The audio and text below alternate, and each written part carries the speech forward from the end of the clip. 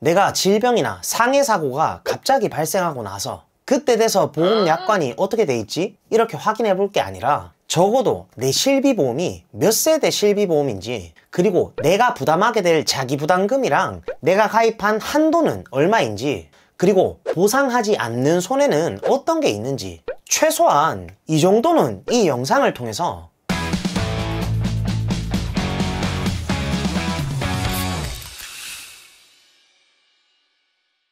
본 광고는 손해보험 광고심의 기준을 준수하였으며 유효기간은 심의일로부터 1년입니다. 네, 안녕하세요. 여러분들의 갈증을 톡 쏘는 보험 지식으로 해소시켜드리는 보험사이다입니다. 반갑습니다. 오늘은 이 보험사이다가 지난 영상에 이어서 실비보험을 갖고 있다면 반드시 알아야 될 5가지에 대해서 쏙쏙 알려드리는 시간을 가져보려고 합니다. 평소에 주변에서 실비보험은 꼭 필요하다고 여기저기서 말을 듣다 보니까 누구나 하나쯤은 가지고 계실 건데요. 근데 이 실비보험을, 상품을 확실히 누가 제대로 알려준 적이 없다 보니까 보험료만 납입을 하고 계시는 분들도 계시고, 실비보험이 도대체 어떤 혜택들이 있는지, 보장 범위가 도대체 어디까지 되는 건지 이걸 잘 모르다 보니까 그냥 보험료만 계속해서 납입을 하고 계시는 분들도 생각보다 상당히 많으시더라고요. 그래서 오늘 제가 알려드리는 실비보험이 있다면 반드시 알아야 할 5가지 내용을 잘 숙지하신다면 보험료를 그냥 낭비하는 것이 아니라 앞으로 이 실비보험을 정말 잘 활용하실 수 있을 겁니다. 오늘 영상은요, 꼭 사랑하는 가족들이나 지인들에게 공유를 하셔서 많은 분들이 알고 계시면 아마 엄청난 도움이 되실 겁니다. 우선 반드시 알고 가자. 첫 번째는 제가 실비보험 영상을 찍을 때마다 매번 언급하는 내용 중 하나지만 다시 알려드립니다. 실비보험의 연간 자기부담금 200만원 한도입니다. 이건 꼭 알고 계셔야 돼요. 우리가 질병이나 상해로 아프면 병원을 가게 되죠. 병원을 가게 되면요, 진료비 영수증을 받게 됩니다. 그리고 거기에는 병원 치료비가 급여와 비급여로 나뉘게 됩니다. 2009년 8월달 표준화 이후 실비부터 21년 6월, 그러니까 4세대 실비 이전 가입자라면 입원해서 발생한 자기부담금이 200만원을 초과하게 되면 전액을 보상받으실 수가 있습니다. 이거 어려워하지 않으셔도 됩니다. 예를 한번 들어볼게요. 우리가 2012년도에 실비보험을 가입을 했어요. 그리고 입원을 해가지고 이제 치료를 받았는데 병원비가 예를 들어서 5천만원이 나왔다고 가정을 해볼게요. 자기부담금이 10%라면 5천만원을 청구했을 때 원래 5천만원의 10%인 500만원을 제외하고 4,500만원을 돌려받아야 맞는 계산 방법이잖아요. 근데 여기서 연간 자기부담금 한도를 200만원을 초과했으니까 5천만원 중에서 200만원을 제외한 4,800만원을 돌려받게 되는 겁니다. 이렇게 병원비가 아무리 많이 들었어도 연간 자기부담금 200만원 한도를 초과하는 경우에는 모두 다 실비로 돌려받을 수 있다는 거죠. 대부분의 실비보험은 방금 말씀드린 대로 자기부담금 한도가 정해져 있으나 딱 한 가지 4세대 실비보험은요, 비급여는 여기서 제외됩니다.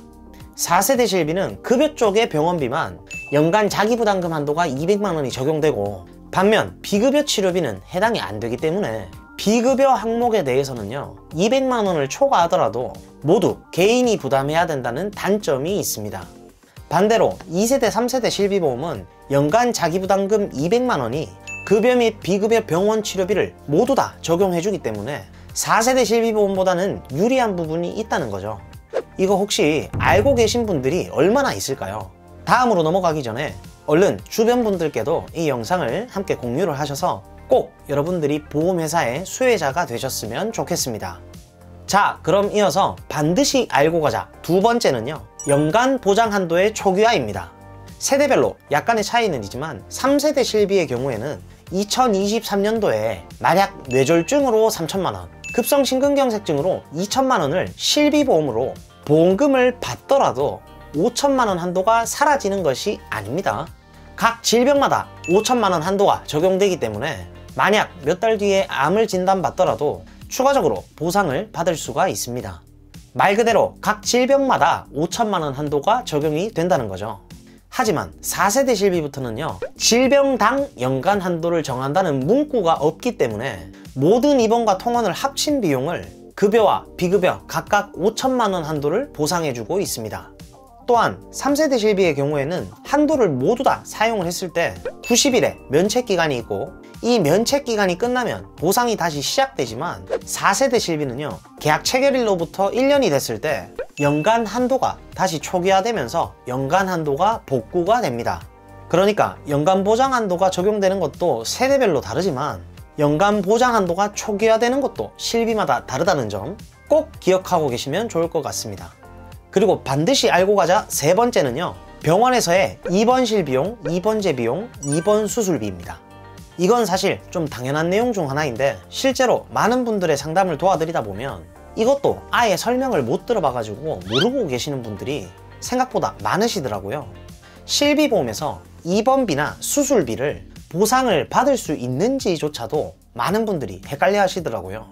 이 부분을 모르다 보니까 어떤 분들 같은 경우에는 보험료를 납입할 여력 자체가 안 되시는데도 불구하고 값비싼 입원 일당 특약이나 수술비 특약을 별도로 또 가입을 하셔서 과도한 보험료 때문에 부담스러워 하시는 분들이 계셨습니다.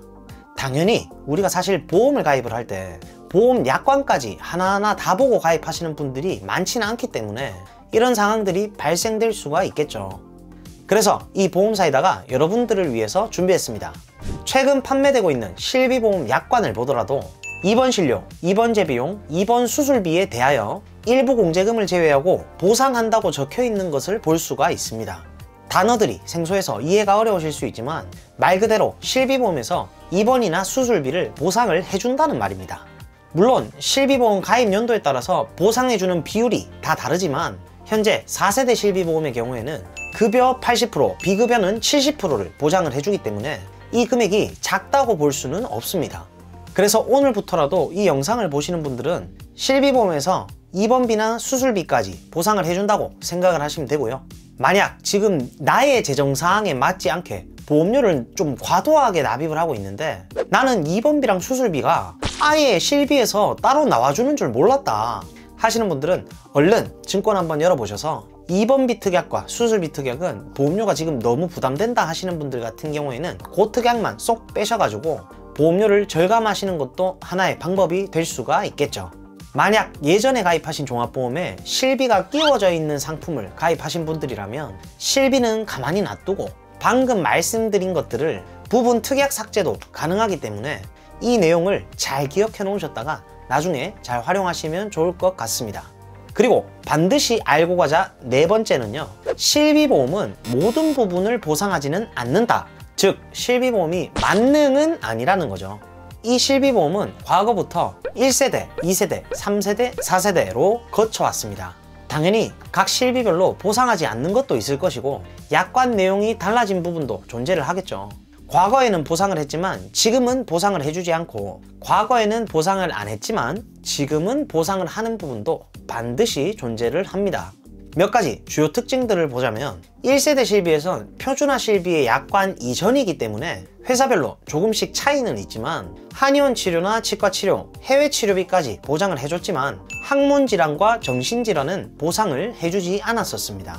반대로 2, 3, 4세대 실비의 경우에는 한의원 치료와 치과 치료는 비급여 부분에 대해서는 보상을 해주지 않고 급여 부분만 보상을 해주는 걸로 변경이 됐습니다. 그리고 항문질환과 정신질환 또한 급여 부분만 보상을 해주는 것으로 약관 내용이 변경되었고 해외 치료비는 보상 내용에서 아예 제외됐습니다. 이처럼 실비보험이 세대별로 약관 내용이 개정되면서 가입금액 한도와 자기부담금도 변경이 되고 보상하지 않는 손해도 변경이 됐다는 거죠.